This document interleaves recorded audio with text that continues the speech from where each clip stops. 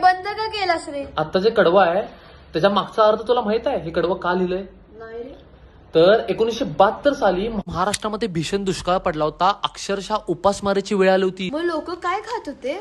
तर सुकडी नावाचा लाल गहू भारतानं आयात केला होता. तो गहू अमेरिकेमध्ये जनावरांना खायला घालायचे. आणि आपण गणपती बाप्पांना तर तांदळाच्या मोदकाचा निवेद दाखवतोय. तर या गाण्यातून आपण गणपती बाप्पांना असं सांगतोय की तुला मी तांदळाच्या मोदकाचा निवेद आज दाखवू शकत नाही.